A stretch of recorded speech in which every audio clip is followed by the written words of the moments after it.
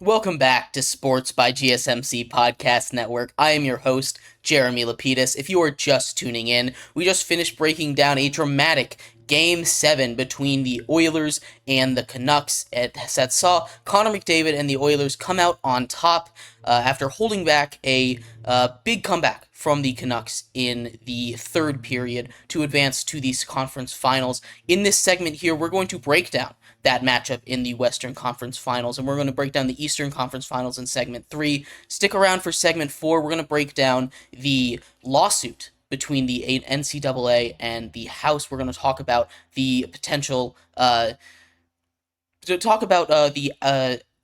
the results of what could happen for all these different conferences later on in the show, so stick around for that. But here we're going to talk about the Western Conference Finals, give an official prediction. But before we do, remember, if you would like to be an even bigger part of the show than you already are, all you need to do is go to GSMCPodcast.net.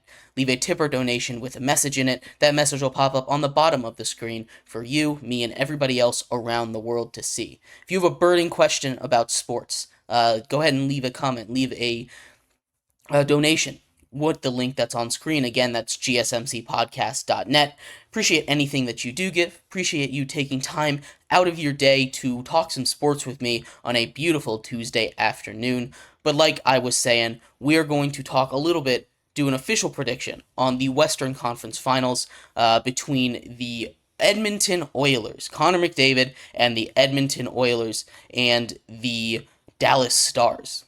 The Dallas Stars, as we've talked about all playoffs, are an incredibly deep roster. They can go all four lines right at you. They can continuously apply that pressure, and that's one of the most important things when we talk about playoff hockey. We talk about a team that doesn't need their best players out there at all times to score, and we kind of have the same thing in the Oilers. The Oilers and the Stars offensively are very comparable. Let's take a look at some playoff stats here. Overall, if we're talking offense, you cannot get any better than the Oilers, right? The Oilers have all four of the top 4 points getters in this year's NHL playoffs. Leon Draisaitl, Connor McDavid, Ryan Nugent-Hopkins at 1, 2, and 4, and then a defenseman, Evan Bouchard, 20 points. That is the most points by a defenseman, in the second most points by a defenseman in the last 25 years. Surrounded by Hall of Famers. If you take a look at other point getters at his position, he has been huge. He, of course, had that game-winning goal with 30 seconds left to win a game in the second round against the Canucks. And now they are going up against a team in Dallas who might be able to keep pace offensively. Probably not, because they are the best offensive team by a mile. They have They have the top goal scorer. Again, Zach Hyman, who I didn't even mention there, he is a guy who will get in front of the net and he will tip pucks, get it in there. We talked a lot in that first segment about getting pucks on net, and no team is better at doing that than the Edmonton Oilers. They average more shots per game than any other team in this postseason that still remains. They've been incredible offensively, right? On the other side, though, you talk about team defense, the best defense or defense and goaltending combo when you go by goals, giving up the least amount of goals of teams that are still available in the Final Four here.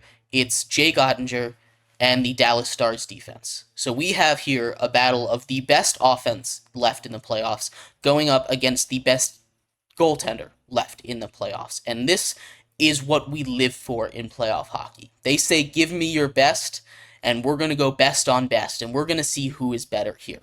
I'm always partial to goaltending. That's my bias here. It's something that I am in awe of whenever I watch hockey, but there's something special about both of these teams. Connor McDavid is you can make an argument that if he keeps this pace up, you could throw him in conversations with Wayne Gretzky to be the greatest hockey player of all time. Now, he's not there yet. I'm not going to come out here and be blasphemous and say that he's there yet, because there are so many records. If you look at the record book for hockey, I believe almost every single offensive stat belongs to Wayne Gretzky, and it's not even close. There's, you can go look at some records at other sports and say, oh, he's only winning by a little bit, but Wayne Gretzky by a mile in just about everything. It's insane if you go back and look at it, and maybe we'll do a little comparison in a later date. But I'm not going to be blasphemous and say that Connor McDavid is up there yet, but his skill and the ability to score, his scoring, his playmaking, his ability to just want to win is insane. And he's back here with an offensive juggernaut of a team, right? This team's incredible offensively, but they're going up against an incredibly deep team in the Dallas Stars, and they have the best goaltender in the playoffs. So it's going to be tough. It is going to be a tough, fun series. Both of these teams are really good on the power play. You talk about special teams always making a difference.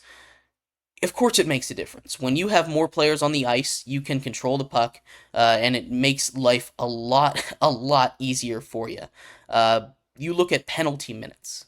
We're looking at two teams in the Stars and the Oilers, who the Stars have been really good at staying out of penalty kill situations. They only have 68 penalty minutes.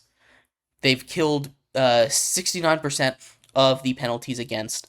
And when we look at the Oilers, they've had a better penalty kill. They've killed 91% of the penalties against them, but they've had 139 penalty minutes. That's the third most in the playoffs and the second most amongst active teams. It's a little bit skewed because the Panthers are still in, and if you remember, they had 136 minutes split between them and the Bruins in that one game of the last series they played. So if you want to take that out of the picture, they have the most actual penalties taken. So they have been not very good at staying out of the penalty box, and against a team like the Stars, who have a really good penalty power play. Both of these teams have great power plays. It's going to be imperative for them to stay out of the box, to stay clean, especially when their defense is definitely their weakness. The defense and goaltending has been the weakness. It's been the weakness for the Oilers all this time. It's the reason that they haven't been able to get a cup, even though they've had this richness of weapons on offense. They have had Connor McDavid. They've had Leon Draisaitl. They grabbed Evander Kane. They have Zach Hyman. They have Nugent Hopkins, who had 50 goals a couple seasons ago. This is a team that has more offensive weapons than you know what to do with. But defensively, they have work to do. And against a team like Dallas that goes four lines deep, that has an elite defense, that has an elite goaltender, it's going to be really, really, really tough for them to pull out a 7-game series. And I know I've been betting against the Oilers, and it's easy for me to bet against the Oilers because, like I was saying, I have a bias for goaltending. I really do. Goaltending bias. Because, like I say, if you have a brick wall in net, doesn't matter if they have the puck 100% of the time, they're not getting it past you, and you'll get one by them eventually, because that defense is not going to hold up all game. I believe in Jay Gottinger and the Stars. They've gone through the gauntlet, but they had a little bit of rest. They went through a tough Vegas team that might have been the second best team in the Western Conference. They got through them in 7 in the first round. Then they go and play a team similarly built to the Oilers in the fact that they have that elite offense, but they have better defense. So they've just gone through a team in the Avalanche in 6 games that has the offense to keep up with the Oilers. So they kind of have experience going up against a team that can score on you like that, It's good for the Stars to get practice. They had a little bit of time off, and, the Oilers here, again, they've made it through. They limped through. They got past the Canucks in a hard-fought series, and hats off to them. All props to them. They did a wonderful job, especially in Game 7 defensively, which we talked about in that first segment, but this Dallas team is a different beast. They have the best goaltender left in the playoffs.